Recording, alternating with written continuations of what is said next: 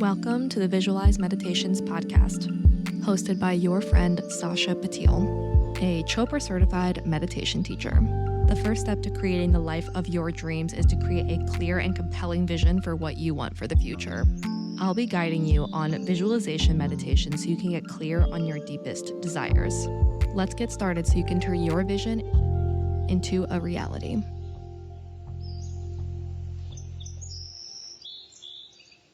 Hi. Hello. Good morning. Cheers. Cheers. So this is not the first time we podcasted together in person. This is the second time we podcasted together in person. Yeah. Also on this podcast, which I'm going to put it, I think, both on ours, like ours and mine Okay. too. Yeah. But when we talked last time properly, also, by the way, hi everyone, Josh is here. Hello. To paint the scene for everybody right now, we are in the Wimbledon queue. We've been here since 5:30 in the morning, right? Yeah, well, I think we joined the queue at 5:30. 5:30. We got here, promptly took a nap. I slept for maybe 2-3 hours. Poor Josh did not sleep. No, I tried very hard, but it wasn't happening today. It's too loud. No. We were going to show up last night. We went to Rufus du Sol yesterday. And we were just going to come straight from there, but Josh's girlfriend was not feeling well, so we left her at home.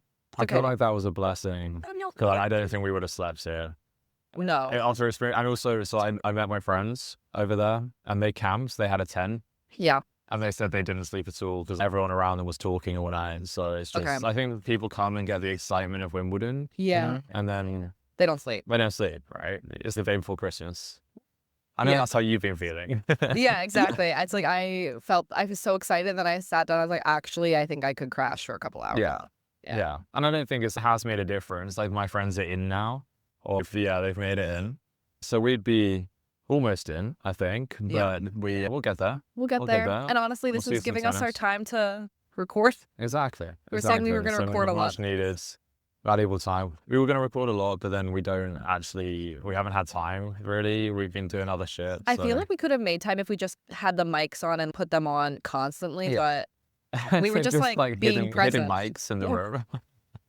right? I think we're just being present with one another too. And I think it's like the same thing of why we don't have photos together is because we're just like Busy being, presenting. being Presenting. Yeah. being present in the moment that we forget to take photos together. And we forget to put the mics on. Yeah. And also our conversations we haven't, it's been most kind of a catch up and then random shit. Like nothing crazy. Catch up. Like catching up. Oh, catch up. Not catch up. It's not catch up. Right, okay, yeah. Yeah, and Yeah. mostly just chilling. So the premise of the questions I'm going to ask you for mine are, it's the same kind of Okay. questions I ask everybody. Okay. But I don't have my paper, so let's just see how many I remember. Right, okay. Okay, Cool. so for context, how do we know each other? We know each other through Tony Robbins. It's through the community. We met at Global Youth Leadership Summit in California, in San Diego. We need to get this right because I think neither of us know exactly how long, but it's at least 11 years since we met. Yes. I remember the first day I remember physically meeting you was when I introduced myself and you were like, I already know you. Like you seemed very offended by the fact that I introduced myself. And I was like, well, yeah, I know you and we know of each other, but we never Interacted. formally connected. And that's when I was 17. So that's going back 11 years. Right, and I remember being 16 Yeah. that year. It was the youth leader year we got close. That's right. Yeah. That's right. Okay, so it's been at least a decade since we've been friends. I think you've been my best friend for maybe, I don't know, a couple of years now. Yeah. Because I think it's when we started talking consistently, Yeah. maybe 2-3 years, maybe something like that. I don't know. I think longer than that personally. But yeah, anyway. A Anyway, long we've been time. best friends for a long time. A long time. Okay, so that's how we know each other. What's your story? What's my story? What does that mean? What's my story like? People have been interpreting this question in different Yeah, ways. okay. Yeah. All right. So how have I interpreted it? Well, that's a really hard question, actually. What's my story? I think You have so many stories. I have so many stories, but what's my story? I think, I guess for starters, I've worked in property, real estate for the last 10 years since I left school, but my career has never been my biggest focus. It's always been various different things, more recently just fun and having a good time. Yeah. But I spent most of my 20s struggling with addiction, and that was my biggest story. It's actually throughout my life and overcoming that, Yeah. which I now I'm not going to say I now have, because I don't think you ever have when you're in that position, but I'm now 3 years in recovery, so it's, it's been good. And so but that was my story for most of my 20s, and it ate up a lot of my 20s and a lot of my youth as well, because it started when I was at 17. Yeah. Which, as we discussed the other day, is the year we met, or like properly connected. So you met me and it was all downhill from there? All downhill from there, yeah, it does. And well, back uphill now, back uphill. Yeah. But I've bounced back, and since then, the last 3 years of my life have been the best years of my life. I've really started living and having that fun, and that's why my career has taken kind of the back burner. And I think now I'm at a point in my life where it is on the up, and I'm really trying to sort of focus onto work. And I think that's really important right now in this phase of my life, and starting to look to settle down. I hate that phrase, settling down. I think someone told me off for saying it the other day, because you don't want to seem like you're settling for something. I think it was when I had a job interview for the job I've got now, actually, which I only started 3 weeks ago. Right. And I told my mum one of the answers I said, and I was like, I want to look to settle down in my career now, like settle down at one company. And my mum was like, you shouldn't have said that, because that suggests that you're settling. Yeah. And I'm like, I don't know, I'm not sure about that, but it's subjective. Yeah, it is subjective, but like, I know what you mean. It's like the same, honestly, maybe you feel the same way. When you say the term grow up, I feel like some sort of adverse reaction to that too. Yeah. But like, also understand what your mom's saying with settling down. You're not settling. Maybe it's like slowing down. The settling down means something different to settling, right? Yeah. And I'm settling down in my life. I'm coming to the end of my 20s, which is fucking terrifying. And that's not terrifying. I think I used to be scared of it, but age is a number, as I've discovered in recent years. Yeah. So I'm ready to settle down in my relationship, in my career, start building for a future with a family and whatnot. Yeah. Which is something that I wasn't ready for before. So, but here you are. And here we are. So interesting when you say, what's your story? Like, the first thing that you like describe is work, but then you quickly just say, but it hasn't been a big focus up until now. I don't know. I think when you say, what's your story, it's about what you identify with, right? Like, I guess. And I think right now, for me, it is work. Yeah. I am identifying with my job and my career. Yeah. More than anything else. More than any of the hobbies I have or interests I have. Whereas going back even a few months, it was a different story. I was identifying with the party boy lifestyle and that really having fun and being the fun guy in my friendship circles. So yeah, we completely flip-flopped. What? We completely flip-flopped. Yeah. Oh yeah. Very quickly. Like within the last 6 months, like I was so focused on work and my career, and I've switched to being party girl, and you were so focused on being party boy, and now you're so focused on your career. Yeah, it's funny how that happens. Yeah. And I was like, Josh, I'm gonna go out and do some debauchery. Please don't judge me. Yeah. Well, when I need to, and you have reason for it, right? And I have reason for the way that I'm going in my life. So it's what does it you say? Seasons of life. Seasons of life. Seasons of life. Yeah. I was literally just about to say that. Yeah. Yeah. Seasons of life for sure. There are seasons of party time. There are seasons of like hustle, work, grind time. And right now, just like in that. That is, and maybe one day I'll return to the party lifestyle, but still there. This weekend, we're going pretty crazy. I was going pretty ham yesterday. I had a good time. Yeah. I had a good time, and I hope everyone around me had a good time. I was checking in on them. You have a good time, bro. Every time we go to a rave, Josh, you weren't as friendly yesterday. I wasn't, because I was sober. But I still tried to give that vibe. Told like at least 2 people you liked their shirts. I did. I told people about their shirts. I asked multiple people if they had a good time. Yeah. I had some good chats with people. I turned to your girlfriend last night and I looked at her and I was like, are any of the men behind me worth kissing? And she's like, yeah, there are some. And I like made contact. I like chatted with them, and then no one hit on me. And I'm like, they must be gay. But Pride is happening today, and they're here instead of at Pride. So make it make sense. I think they were straight, but they were very like into it. So into it. Those very classic British boy. But they weren't British.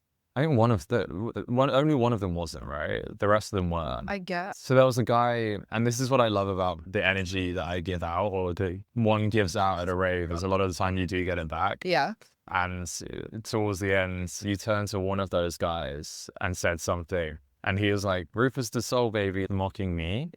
That was a nice moment for me. I like it when that vibe comes back. It's like people have noticed the work I'm putting in. They put the work, they understand the work you're putting into the vibe. And they give it back. They're like, yeah, I like this guy. And so that was nice for me.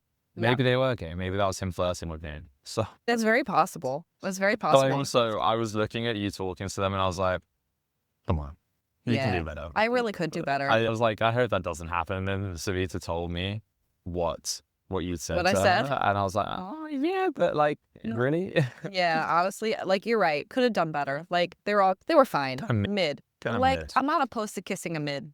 Sometimes. It has to be a good mid. I think we need to talk about that. That's a problem. I mean, it depends on the mid. But, like, mid how? Like, the guys were cute. They were just short. The guys yesterday? Yeah. They were. There was one tall one, but he wasn't cute. Exactly. And that's why I consider, like, a good mid is, like, if the only reason you're mid is because of your height, yeah, I think that's fine. Uh-huh. Yeah. But if you're a mid because you're an asshole, goodbye. See you never. Yeah. Yeah. All right. Yeah. I think I agree. Okay. I think I agree.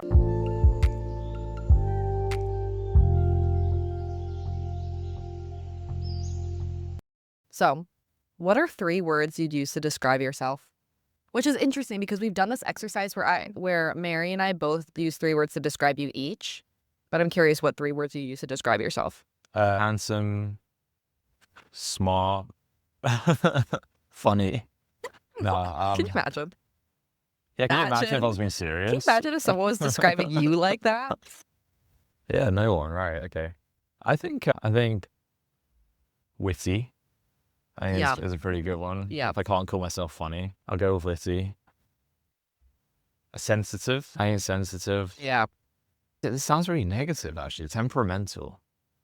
Yeah. Temperamental, but I guess comes under sensitive as well, but not really. That's something that I was thinking about with the dark side of sensitive is like there's a light side to your sensitive and there's dark side to your sensitive. And the dark side of your sensitive is your temperamental. Yeah, I mean, as a kid, my mom said that I was always very sensitive. But that was a good thing back then. Like, it was sensitive in a like soft way. Yeah. But now, not so much. As Borat would say. Oh my God. Yeah, no, not now. It's a mix. It's a mix. Yeah. I feel like every one of our traits though has like a dark and a light side. Yeah. Like your biggest strength is also your biggest weakness. Yeah, I would say so. I'm just trying to think about what I just said. So yeah, sensitive. Yeah, I guess so. They can all temperamental. I'm not sure. Yeah, because that don't really encompasses like a dark side. Like I don't really know what a light side of temperamental is. It does. Temperamental is, you don't want to be temperamental, whereas sensitive, it can work. Yeah, that's true. So you want to keep temperamental, do you think? No. Well, I want to keep it as one of my 3. Okay. Because I do think I am a bit temperamental. Yeah. Irrational. Okay. That's also negative, though. Wait, so why irrational, though? Well, this has been a theme throughout my life. And that's why I had issues with gambling, because compulsive is more the word. Yes. Actually. Compulsive. That makes more sense. Compulsive, impulsive. I keep changing the words. I know I'm only allowed 3, but... When I say it, I choose 5. Right, okay. Yeah. That's more than 5 now. But impulsive has been something, a major theme throughout my life. I don't think about consequences, which I think comes under the realm of BPD, borderline personality disorder, and it's caused me many issues. But, but it's definitely a theme throughout my life. I think impulsivity. Interesting. No, I definitely see it for sure. Yeah. Especially, but sometimes it's like impulsiveness without any follow through with it. Yeah. But there's like always the impulsive thought. Always the impulsive thought, and historically, a lot of follow through as well. I'm sorry, teacher? I'm sorry, Professor Glanville. Yeah, a teacher, pilot. Yeah, teacher, pilot. But there are also times like when you wanted to up and move to Dubai. Yeah. That was pretty like... Yeah, and yeah, there have been times where it's worked out in my favor. I think going and leaving my job, my career behind to become a teacher probably wouldn't have worked in my favor. That was a very impulsive thought. That I have to say was supported by my family though. Like my mum was like, yeah, fuck it. That's a really good idea. Yeah, do it. And I don't see why she wouldn't shut it down. Yeah. To be honest. I mean, she thought I could do it. So I'm good with kids. You totally could have. Yeah.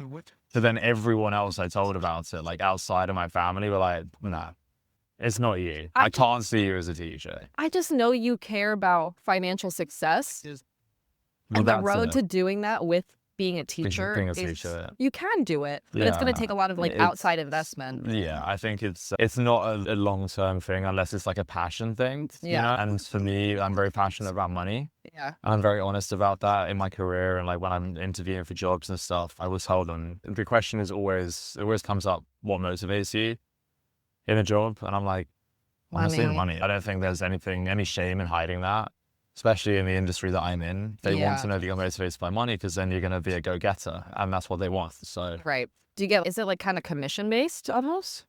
my current job, it's less commission based than it was before. Yes, I get commission, Okay. but I also have, it's mostly my base salary now. Okay. Whereas got it. before it was very commission based. Commission, Yeah, got it. very. If I wasn't making commission, I'd be just about making enough to survive. Right. Yeah. Okay. Um, What's the best piece and the worst piece of advice you've ever received? best piece of advice I've ever received. 4. I have a list of quotes when I pull them up. Actually, Yes. 'cause I Oh my literally God. have, Wait, like- what is this list of quotes? Yeah, I literally have a bank of quotes that I've either it's okay. advice that people have given me, or it's my inspo folder. and Your it's just, inspo it's just a folder? few different things. Okay, read the quotes, please. And also, you I'm want to go so through glad. all of them? Yes, why not? Okay, all right. Okay, so a lot of them are related to addiction. Okay. Right. So the first one is, you will never regret being clean and sober, but there's every chance you'll regret a relapse. Yeah. This was advice that someone gave me in a Gamblers Anonymous meeting, Okay. and it's true. And every time I think about relapsing, I'm like, if I lose, I'll regret it. But if I don't do it, I'm not going to regret not doing it. Yeah. The next one is, addiction is giving up everything for one thing. Recovery is giving up one thing for everything. Wow. Yeah. That's a really good one. I think it applies outside of addiction as well. Yeah. I think in a lot of situations. Hell yeah. Yeah. Oh, 100%. Yeah. So it's, That's how I feel about my breakup a little. yeah, we spoke about it, right? We Yeah. spoke about it at the time. There was a lot that relationship was holding you back from, and we're seeing that now. You're living your life. Miss Party Girl over here. Exactly. Miss Bender. Exactly. Carnage. It's that- French. The Like French for bender. like basically a debauchery bender Oh, okay. situation. All right. Yeah. Nice. Okay, what else? Stop rushing life, let it happen. I think that's probably the one I would choose to answer this question. Yeah. I think one thing that I really struggle with, and again it comes into play with the addiction, is trying to do things too quickly. Yeah. And trying to move life along too fast. And it even shows up in every area of my life. Like when I'm like walking somewhere, or I'm trying to get the train to somewhere, and Savita hates it because like we'll be walking to the station, I'll be trying to get somewhere on time, and I always want to be early for everything, so I rush everything, and then I show up and like my friends are always 10 minutes late because they don't have that element of rushing. And I think if you just slow everything down, you enjoy it more, right? You can soak things in more. Yeah. If I'm rushing to the station, for example, or to get a train, I might miss something on the way. Like I don't take in the trees around me, and you want to be present in the moment. So I think it's really important to stop rushing life Yeah. and just let life happen and acknowledge life. Yeah, just be present with it for real. Exactly. For real. No, I definitely feel that one quite a lot.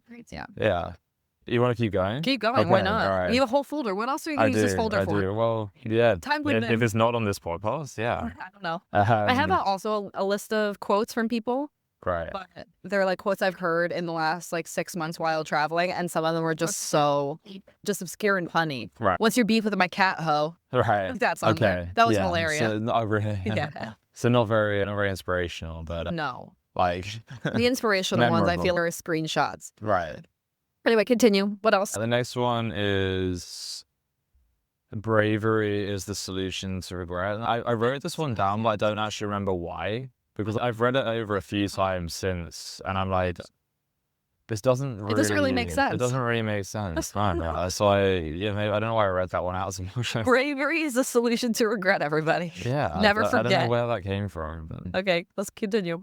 we've spoken about this one before. There's power in hunger. Yes, we've talked about this one a lot. Um, On the Mastermind Moments podcast, everybody. Go ahead and Yeah, listen. to the point where I believed in this so much where I would like not eat all day. Yeah, And I would tell myself at lunchtime, I'd be like, I don't need to eat because there is power in hunger. And if I don't eat, then I'm going to feel more motivated. And it worked. It did work for a while. Until it didn't. Until it didn't, yeah. Until I started losing weight and Getting hangry. losing brain cells, getting hangry. So yeah, but there is power in hunger. Not literally, but figuratively. Yeah. Yeah. Okay. I think that's a really important one, actually. Yeah, that's a Yeah. good one. We've definitely talked about that a lot. And then the other one, the last one that we have spoken about a lot is don't look at the whole mountain.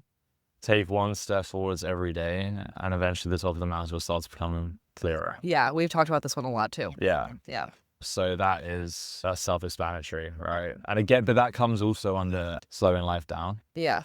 Slowing life down, and it's just like taking it step by step and letting it happen and trusting in the process. So I would say a combination of those for the best advice. And the worst? And the worst. Probably say when I was 17 and I had my first big win in gambling. And I walked into my mum's room and I was 17, so I shouldn't have been on like the platform. I shouldn't have been allowed. I won about £1,000, which I turned £30 into £1,000, and it's, for a 17-year-old, that's a lot of money, right? And I went into my mum's room. I remember it so clearly, and I said to her, "I won £1,000," and she was like, "Oh my God!" Like she was so shocked, and you could tell there was a lot going through her head, you know, how to play it as her son, who was still young at the time. And she said, "You have a real talent here. I think that you could actually make money from this. You can invest my money, you can invest Granddad's money." And that kick-started something really dark. I don't, of course, I don't blame her for it at all. Right. But did she know how you got the money? At the time, it was authentic. Yeah. At the time, it was like I had £30, and I just, like in my bank account, and I won. Okay. But then it became darker and darker. But did she know it was like from gambling? Well, the £1,000? No, like getting the 30 to 1,000. Yeah. She did. Yeah, of course. So that's what she was saying. There's clearly you have something here. You know what you're doing.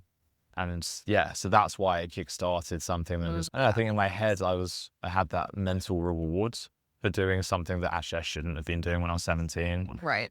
But she did also say to me in the same conversation, she was like, "But Josh, I think you should stop. I think you should like just stop now. Yeah. Don't reinvest that. Just stop now." So she did give me that advice as well, but I think it was mixed messages. Yeah. So I would say that's up there with the worst advice, just because of where it led to. Yeah. And again, I don't blame her for it at all. Right. Maybe a little bit, but in the same conversation, she also told you to knock it the fuck off. Yeah. Very contradicting though for a 17-year-old to hear. Yeah, I could see that. Okay. So, is there a childhood dream that still lives within you?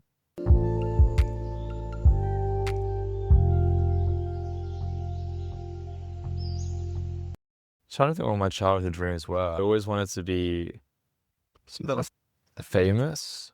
Really? But I think that's more kind of transformed into rich now. I think I care much more about the wealth side of things that comes with the fame. And obviously, I think as you get older, you realize that actually fame would be horrible. No one really wants that. And actually, when people become famous, they resent it. Yeah. So, yeah, I think that's probably it, I suppose. Like rich. I think wealthy. That's always something I've aspired to since I was really young. Yeah. Since I was really young. I think a lot of people do, of course, because everyone wants money. Yeah. And especially when you're a kid and you don't fully understand the value of money and what it means and what it can buy you. But yeah, I think that's my biggest aspiration still. Yeah. I want to be in that position where I'm completely comfortable. So it means something different to me now, but it's definitely, I would say it's that. Do you have a number in your head for once you achieve this amount, like either annually or in the bank account, you're like, good?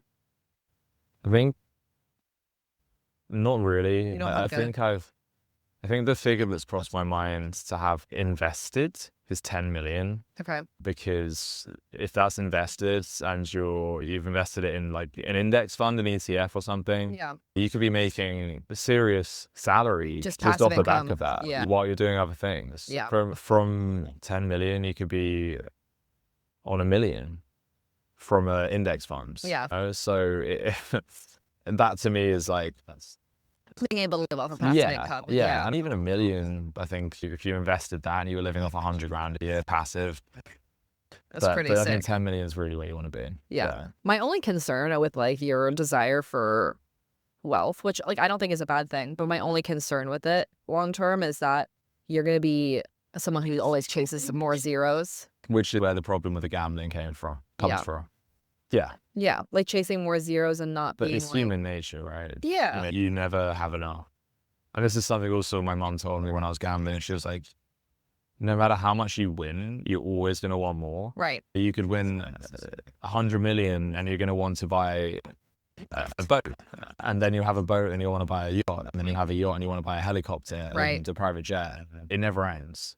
And that's actually a lot of the time largely why the uber wealthy becomes quite weird and fucked up, because they have everything.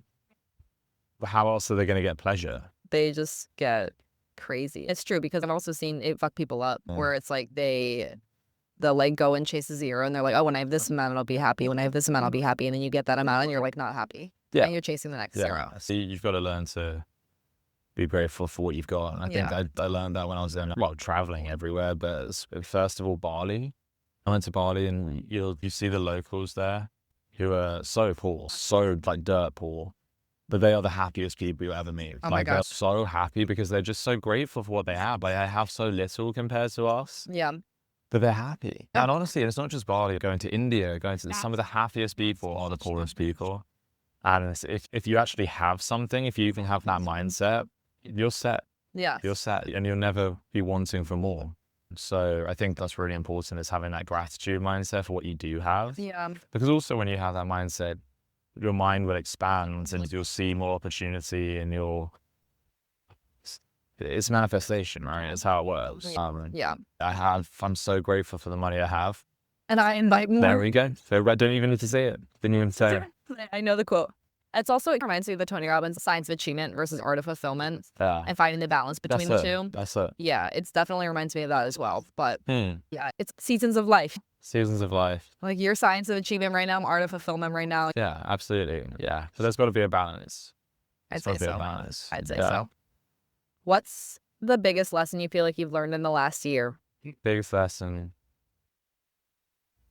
Honestly, that manifestation fucking works. Like I saw it firsthand I was like, you know what, for this job interview process, I'm really going to give it a go and see if this works. Yeah. And I went through so many different interviews and I was battered back so many times, but in my mind, like I'd affirmed so many times and convinced myself that I had this job. Yeah. And I'd smashed it. I was going to get this job. And I went through 6 interviews for various different jobs within the same company. Yeah. And every time I was rejected, it was like, I haven't been rejected. Like, I'm grateful for the opportunity. And I invite more. I kept telling myself that, genuinely. Yeah, you did. You actually did. I kept telling myself that for the whole process. I can attest to this. And it worked. Yeah. It worked. Like, I got the job. Whether that was a good thing now remains to be seen. But yeah, I think long term it will be. I remember the actual the shift that happened was when you decided to go on your like discipline journey, whatever. And that was when you stopped scrolling on Instagram and you also started going back to the gym. It's like almost when you up-leveled yourself, like your whole world had to come and meet you at your standards. It was everything at once. Everything. Yeah. And my mindset shifted with that. Yeah. And I would say I'm not quite back at that point. I'm getting there week by week. I think I went away for a few weeks and that kind of got in the way. Yeah. It threw you off track a little bit. Yeah, it did. Just I lost the momentum a little bit. Yeah. But I'm picking it back up. I think the main thing that I need to get back on track is exercise and working out, because that was such a game changer for me, working out consistently. Yeah. It sharpens your mindset. Like that's honestly the biggest thing for mindset, I think. Is if you can push your body every day like that, and you're also pushing your mind to take you to the gym and to do those things and to push yourself at the gym. And I think if you can't master that, you can't master your mind. Yeah, completely. I know you're a believer in that kind of thing. 100%. Moving your body and Every time that either me or Josh was going through something, I always ask Josh the same question, which is, are you moving your body? And he's no. And it's, well, that's why. And then every time I'm going through something, Josh is like, are you meditating? And I'm like, no. And he's like, okay, well, fine. That's why. It's like that meme on Instagram you've seen. It's like about a girl who's got a headache. Oh, then And it's her not the head- nail, right? Yeah, well, it's someone asking, like, have you drunk enough water today? And she goes, no. Have you got enough sleep? No. Have you eaten today? No. And she just keeps saying, no. Well, that's the fucking problem. Yeah, well, why don't you drink some water? Yeah. That was basically Savita last night. Literally. Literally. It is her. It's Not her- just last night. This is what I Today. have to live with. Literally, she'll come to me and just, my head hurts. And I'm like, have you had water today? No. It's always that I haven't had any water. Have you eaten vegetables this week? No. And just- Well, yeah. But yeah, I think girl dinner, that kind of thing. I love a girl dinner. Don't hate on a girl. As long as she's eating something, it's fine. Doesn't really matter. No, I'm not sure about that. You're not sure? No, because then it makes her ill. Okay, well, girl dinners, like, it depends on what you're putting in your girl dinners. Is it a healthiest assortment, or is it just full out snacks? Yeah, I'm not sure. I agree with that. And please don't tell her that because I'm really trying to stop this. Okay, so what do I need to cut out What do you need to cut of this out? episode? Oh, no, it's fine. Oh, in It's fine. general. Yeah, Okay. it's fine. She's not listening. No, it's okay. If you are listening to Savita, No, she hi. will listen. She's gonna gonna listen? listen. But it's, yeah, it's fine. Just don't tell her that Okay, in fine. person. Fine. Right? Just be like, stop your fucking girl dinner. Yeah, exactly. No, Savita, if you're listening, I agree with you. I think girl dinners are good. I think it's important for women to go and choose what to eat based on what feels good. Yeah. As long Thanks. as they're healthy choices. Yeah, great. But they're not healthy choices. Okay, that's the difference. Yeah. If my girl dinner is like a handful of carrots and hummus and like raspberries and some crackers and like whatever. Yeah, that's okay. That's okay. And not nuts? bad. Yeah. Yeah, that's not bad. She's getting better. She just still doesn't drink enough water, though, Yeah. as we saw yesterday. Hydrate or dihydrate, everybody. Yeah. Yeah. We didn't have any water at all yesterday. No, we didn't. We did not. We didn't. Like from no. noon. I don't actually know how we did that. Like 12 hours without water. Just beer. Yeah. Just beer. Just warm, flat beer. Yeah, that was disgusting. It was pretty gross. What a day. What a fucking weekend. What a fucking though. weekend. We knew that this was going to be a marathon weekend. We're like, we're going to go to Rufus de Sol and then we're going to go to Wimbledon. Yeah. Yeah. And it's such a marathon that I'm drinking coffee. Which is not, that's not me. Good luck. That's not me, yeah. Good luck to me. This will be my last one. This will be my last Your one. last one. Otherwise, I won't sleep tonight. Yeah. I'm very Seriously? sensitive to caffeine too. Yeah, Yeah. The quarter life of caffeine is like 12 hours or I something. know. Yeah. I know. So this will be my last one. I need to finish it before 10 so I can sleep before 10. Okay. Good call. Okay. If you were to go back to your 27-year-old self, what advice would you give them? It's 27-year-old self. Don't even remember where I was when I was 27. Well, you're 20. Did you just turn 29? I'm almost turning 29, so Oh, right. Because August. So last year. yeah. Probably, actually last year the big theme was raving, and the big theme was drugs last year. Yeah. And so this isn't as philosophical, probably, as you're looking for with this answer, but honestly, don't do drugs. Because I think last year I rotted my brain with drugs, like completely rotted my brain. Now, I the did. reason I asked this question is Yeah. because I'm 27. Yeah. Now, would you give this advice to me? Would I give this advice to you? Yes, I would. Yeah? Yeah. Yeah, I because would, actually. I've been yeah. partaking quite a lot, actually. Yeah, I would. I think I don't know if it's done permanent damage what I did last year, but it kind of been good for me. The amount of everything that I was doing, not Yeah. just specific. Yeah, I was dabbling, and not just dabbling. I was diving headfirst into everything. Yeah. Sometimes weekly, Yeah. there usually was- monthly. I have a list. I think I've shown you the list of everything that I did last year. Have you seen this? No. Yeah, I kept track of every time I went to a show or a rave, a festival. I kept track of what I took, and it's a scary list. I knew you had a list of how all the festivals you went to, but I didn't think Yeah, you had and a on list that of all the... list of all the festivals, I had like emojis next to each thing based on what I did. Yeah, Oh, yeah. that's so, crazy. and it was a lot. It was a lot. Oh, shit. So, yeah, I think I counted. I went to maybe, I think it was like 40 different shows last year, and I did something at all of them, which is crazy. That's insane. That's like, yeah, that's crazy. Yeah. That's pretty wild. And I've been partaking. I'm not partaking in the same type of things at all. Like, at all.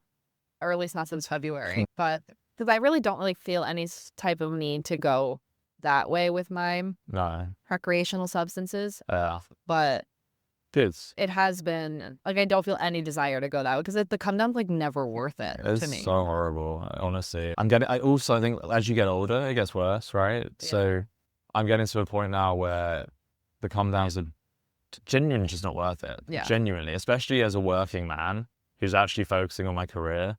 It fucks up your It takes me out of action for days. Like it used to be just the next day I'd feel like shit. But now it's genuinely days that I'm in hell. Yeah. Like I just feel empty.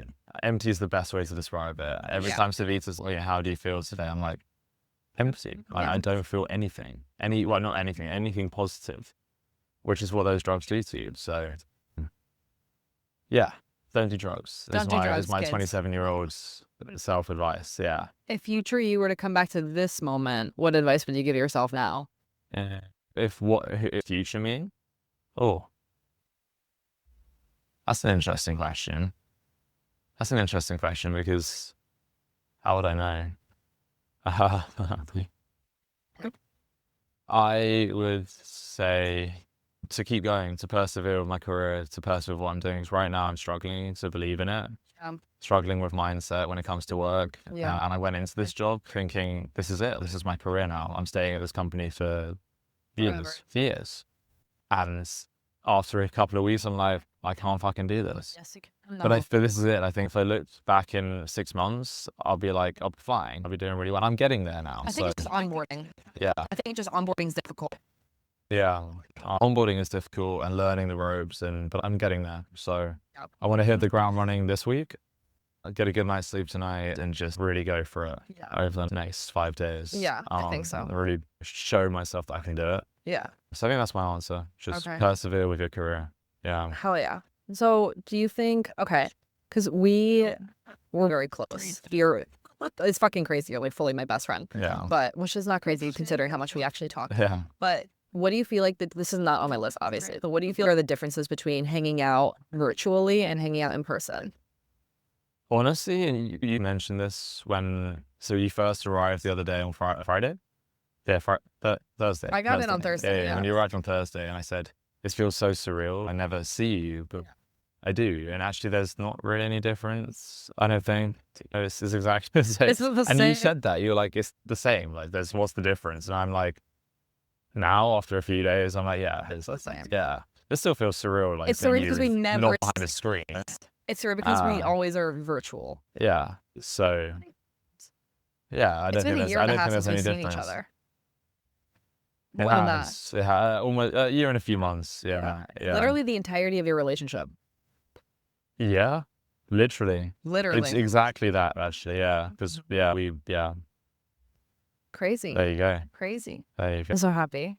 I'm so happy to chat with you in real life. Yeah, me too. And to be here, to be able to do this here as well. This is like a fucking dream come true. This is a fucking dream. Or to be queuing in a park. First, this is iconic. Don't get it twisted. I think next time we do this, we're coming more prepared though. I find it so funny we're coming more prepared, but after last night, well, we met that Australian guy on the train who was just saying English infrastructure for queuing and crowds is a shit show. I'm like, well, this is very organized, but it's like organized chaos. Yes. And I think once we're next, but once we actually head towards the venue, it's going to get even more chaotic. You think so? Yeah, I think so. But they've been doing this for years, right? So I think they have to have this down to like a freaking science. It's not like Crystal Palace where they have 25,000 people at a concert and no fucking infrastructure in place. Zero. That's honestly scary. Do you know what the craziest part about last night was? What? How they staggered us going out, right? Yeah. So much. And then once we got to the station, it was manic. There was no stewards. Like, it was just a free fall on the stairs. Yeah. It was crazy. Yeah. It was insane. And we had to really shove our way on the train. Yeah. We almost missed the train and had to wait 40 minutes. That would have been miserable. I was like, no, that's not happening. I think we would have struggled to make it here today. Yeah. Or on time. I think we would have, yeah. Yeah. We would have been with these fools. Yeah, these 5 lines fools. over. Yeah. But yeah, good to be here. Yeah. Good to be here. Good to have you here. Yeah. I fucking love you. Oh, I love you too. I love you too. All right, we're gonna record the next project. Figure it out. But so. lovely chatting with you, as always. As always, thank you for coming on my podcast. Cheers. Cheers. Cheers to the health of it. Bottoms up. And this is to the health of it. Coffee today. Yeah, fucking this blue show. So.